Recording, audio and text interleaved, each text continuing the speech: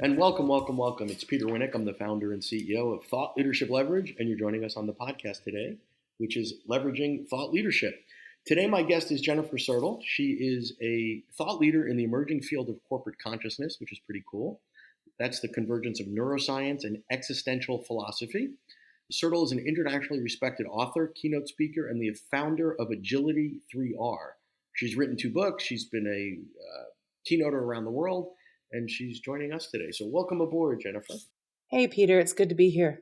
Cool. So let's dive in. So most people don't start early in their careers and say they want to sort of at some point in their life take on the emerging field of corporate consciousness. So how'd you get here? Well, it's been a long, long journey, but I got my degree in existential philosophy at CU Boulder in 1991. And then I moved to upstate New York in the land of Kodak, Bausch and Lomb, Xerox, that were for the first time doing a lot of heavy layoffs. And the only job I could get was actually in a call center doing the midnight shift, doing the prepaid cards, if you remember those way back when. Mm-hmm. Mm-hmm. And one of the things that I noticed was I was pretty good at pattern recognition and I was completely bored. So while I was answering phones, I was actually kind of doing a diagnostic of what some themes were. And that, of course, allowed me to move up to be a manager of a call center, working corporate a little bit. And the thing that I think allowed me to be successful was just really understanding people's patterns. And philosophy is really about ways of knowing and ways of belonging. And if you can understand people's patterns, you can pretty much do really whatever you want in life. Very cool. So how do you take this sort of philosophy, pattern recognition, and dive it into the business world? So you've written 2 books at this point. You do a lot of consulting and advising and speaking. So how do you cross from one to the other? Fabulous. So what I actually needed was the vocabulary. So if any of you are struggling to connect to your audience, it isn't the thoughts that need to be better. It is how you actually bridge to existing patterns. And so I was lucky enough to be a Vistage chair in running CEO roundtables. In fact, Peter, that's where I met you. Yep. Was in that environment. And what that environment did for me is that, and to be a chair, you didn't have to run a business. You actually just had to be good at holding a group together and making sure that you managed how people were, who was speaking the most, who had something to add value that wasn't actually speaking. You know what I mean? So to actually be good in business, you just have to be really good at groups and understanding how to leverage collective intelligence. So to make it, how to synthesize that into what I'm doing today is that most business leaders want to accomplish more than they can. And they also, many are not clear on the audience that they're serving. Right. And so all I was able to do was create a way of creating 8 potential strategies for a business and telling each person I work with that they only could choose 3 of the 8. Because Right. business owners like to make choices and take on less more than more, right? Well, exactly. And so even in a team of 4, the team couldn't actually agree on what were the 3 to execute on, right? So how are you going to drive a team that is maybe 2, 3 layers down on executing a strategy when the people at the top haven't actually made alignment on what the 3 mental models are, if you will? So for example, the best example is Optimax is a glass fabrication for military, and that some of their pieces and parts are on Mars. And so we created a design around adaptability, know-how, and velocity, right? So just those 3 words, we had to work with their team to find out what do those 3 words mean behaviorally. And then we created a peer learning environment where decisions were made in a way that really made visible adaptability, know-how, and velocity. And that knowing how to make a decision in that culture, believe it or not, that actually helps the culture move more swiftly. And today, it really seems that velocity matters most. Right. That is true. So does that make sense to your audience in particular? Is there any way I should unpack that a bit more to make it valuable? Well, I think the way to unpack it is you've got this specific content around sort of the alignment, agility, strategy. Talk a little bit about not sort of the use of the content specifically for a client, but how have you codified and gotten the content out there to show the Yeah. world who you are, right? Because getting in there and doing the good work, I don't want to say that's the easy part, Yeah. but it is one of the parts. And you've done a Right. really cool job of getting the message out there consistently, be it in the short form, be it in books, be it in speaking. But talk about sort of how you make decisions around getting content out into the universe to serve the purposes that you're looking to serve. Absolutely. So the first piece is being really vigilant about journaling. And if you don't like to journal, Temi, it's TEMI, is that like one of the most cost-effective transcription services that I know, right? And so what I will say is that I wasn't brilliant around the content. The content, because I was paying attention to patterns, the content actually made itself very visible, right? So there's one in how do you know, where do you get the content? Whoever you are and whatever you're doing, there are certain patterns and certain things that you're passionate about and certain things that you're most competent about. And it might surprise you that it's really easy. The stuff that comes the easiest to you, you may not value.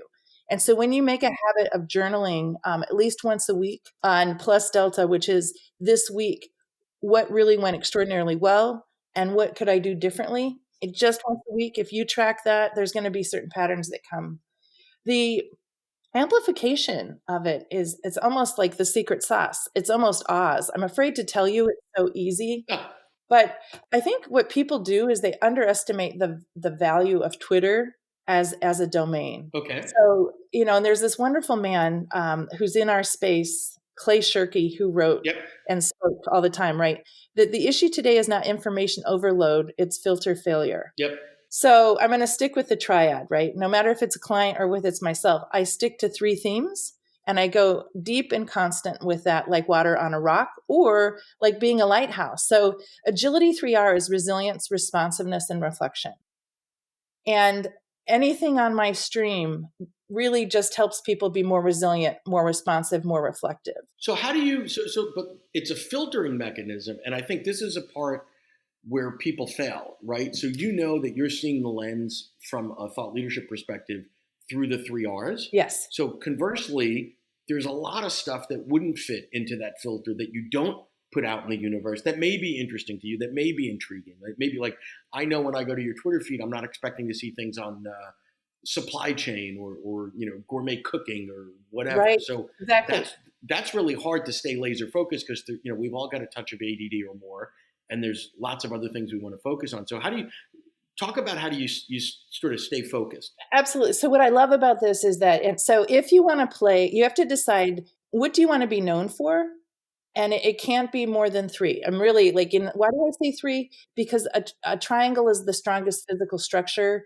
And in many religions and many cultures, there's a lot of triads that are patterns. So first of all, stick with a pattern that's in nature and then stick with it. If you want to play, have 2 accounts. Any medium, these fundamental rules apply. So whatever medium you're in, have one that you can play on, but then have one if you're serious about being known for something that you really disciplined around, right? And then this is what people don't do. They don't approach it like a DJ, right? Yep. A DJ has a playlist and then it kind of has some newbies it's trying out. So get really good at, now I'm really cheap. I use Google Docs, right? All the tools I use are free tools that I've just happened to optimize extraordinarily well. So in Google Docs, when I find articles that are that really support resilience, and there's a lot about resilience, and Wired Magazine, Fast Company Magazine, Sloan, MIT, Strategy and Business Magazine. Yep. They have a ton of stuff on resilience. So when I find things that I want, now mind you, I've been doing this since 2009. So I've got well over my 10,000 tweets. I've got more, Yep. a lot of hours in this. But I just started creating Google Docs that actually put categories and themes together. So it's really easy to begin a pattern. And then, does this making sense to you? Yeah. No, so you've got you've got the filtering mechanism. You got a system to capture stuff. Absolutely. And then the tools are what the tools are. So Google Docs is great. It could be something else, but you've got systems in place to help you sort of curate. If you're enjoying this episode of Leveraging Thought Leadership, please make sure to subscribe.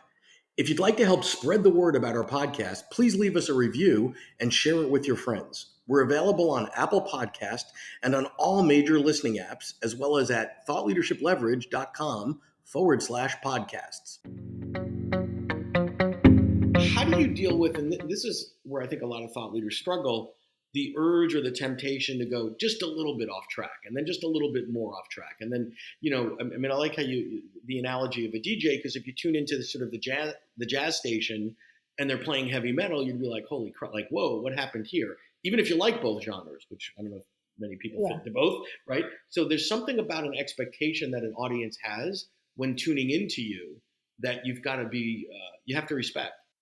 Yeah, I know. This is the thing, and you've probably heard it, that you have to follow the recipe until you're a master chef and then you can play, right? Yeah, exactly. Is that, the difficulty is giving yourself 18 months of not playing at all to create a following.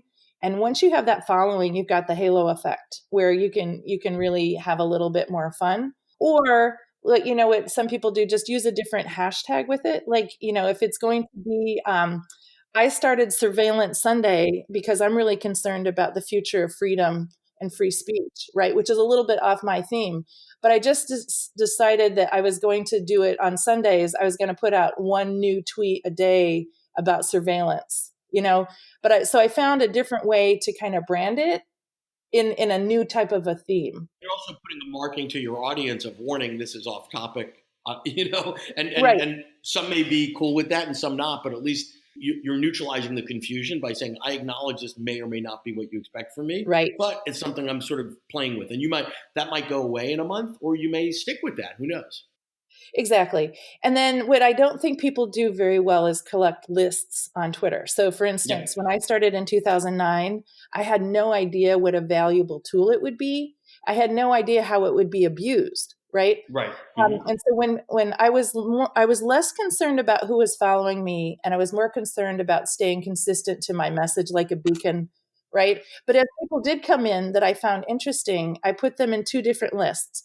One was what type of thinking they were doing, like whether it was systems thinking, whether it was sustainability thinking, or whether it was fintech or kind of new technology. Yep. And so I put people in lists based on what their stream theme was about, as well as where they were from, right?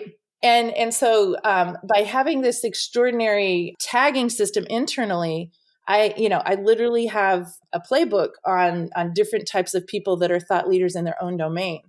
And what's really cool about that is that a lot of social media is based on reciprocity. Yep. Now, I'm not thinking quid pro quo, which is a bad word to use in this day and age. But I'm just saying that when you find articles that are interesting to people that you find you respect, when you tag them, it creates a little more top of mind, and that they'll be more like, so I have spotters all over the world that tag me on really cool stuff about resilience, responsiveness, and reflection. And it's simply because, one, they know I'm actually legit. And then also that I tend to do a great job of attribution. And so there's this incredible, it's not like, oh my God, how do you find data to be relevant all the time? Is that it actually creates its own system. Now, what I would say on whatever medium you're on, the frequency is 3 to 5 tweets a day, 2 LinkedIn a week, and 2 Facebook a week. That kind of cadence is best for those particular audiences. And if you're on Instagram and Snapchat, it's once a day. And it's just based on what those particular mediums expect. Yep. And those cadences, by the way, are true today, but they evolve and change over time as well, right? So it used to be whatever, higher frequency on Twitter and more on LinkedIn. So there's those rules are not in stone. They're in sort of pencil for periods of time. Exactly. I think I love that. And because you know what else you did, Peter, that you did so well is you kicked me in the butt and said, hey now, pay attention, Jen, it might shift. Yeah, well, things shift. So let me sort of bridge to, you've got these great systems in place. You've got spotters out there, sharing content with you. You're acknowledging them when you share something that someone from, Sweden or whatever brought to your attention, which is really, really cool. Sort of bridge this to your brand and your business, because there's a piece of this that we could write off and say, well, this is cool, this feeds my intellectual curiosity, but what I want to understand a bit is, how does this all connect into business? How does this help you build your brand, find clients, and all that sort of fun stuff? Right. So the behavioral branding that I do is based on actually creating a behavioral model inside a company based on their go-to-market. And their go-to-market is based on how, out of the 8 strategies, which of the 3 strategies they want to execute. And how they tie together is the fact that companies can no longer actually hire a marketing department. They have to actually look at every hire they have as a potential beacon and a potential brand ambassador, right? And so teaching employees how to use social media is actually a way in which I can help an organization have a better reliability on what their promises are to their customer and how they're keeping it inside. It creates almost a feedback loop of learning and reinforcement. And also one helps leaders understand how decentralized things really are today, but it also creates a roadmap for people that are working on their own individual brands within their own companies, which I think is happening anyway. I'd rather make it explicit. Sure. Well, and some of that is you're eating your own dog food, right? You're role modeling it. They can look and see, oh, you didn't just start doing this 3 weeks ago, and they're jumping on some sort of fad or bandwagon. There's a depth, that goes back 10 plus years when they start to, sort of unpack your social media and say, oh wow, she's been in this game for a while. Well, but Peter, just think about it. Many of the clients that we have, all of us, and where we're going to meet people to do speaking are at trade shows, right? Yep. So when you can help an organization actually understand the mindset of the people that are going to be going to a trade show, and you can actually find and identify the influencers that are already going to be at that trade show, you actually provide almost a sales perspective as well as, it's almost like HR and sales combined. Right, exactly.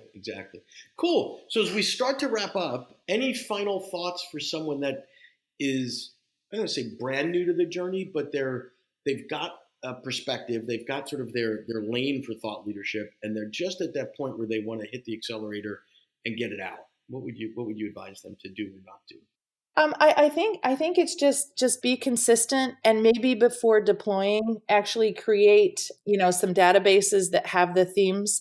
For instance, if you're going to be writing blogs based on your brand and you've done the 3 distinct themes of your brand, I'd have you write them before you deploy, just so that you have a way to create a pattern that's consistent.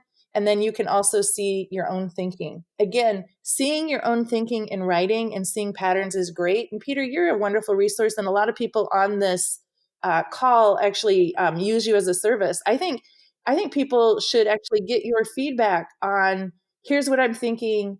Is this feel coherent to what we've created together in my message? Right. That third party person, that third perspective really adds value. And I think that you're poised really to be a good voice for people. No, I love that thought around the third party, because the curse of the brilliant sometimes is working in isolation, and you work and polish up these ideas and polish them up, and you don't put them out there early enough to get the feedback. And once you're sort of invested 20 hours, 30 hours, 100 hours, whatever, into something, you're too emotionally attached to it to go, oh, geez. But if you put a blog out there that you spent an hour or two on early and get that feedback, I think that's helpful. Anyway, thanks for coming on today. This has been awesome. I thank you for sharing your thoughts and your journey. Thanks so much. And people can follow me at Jennifer Sertl. Yep, exactly. Sorry about that. To learn more about Thought Leadership Leverage, please visit our website at thoughtleadershipleverage.com. To reach me directly, feel free to email me at peter@thoughtleadershipleverage.com. And please subscribe to Leveraging Thought Leadership on iTunes or your favorite podcast app to get your weekly episode automatically.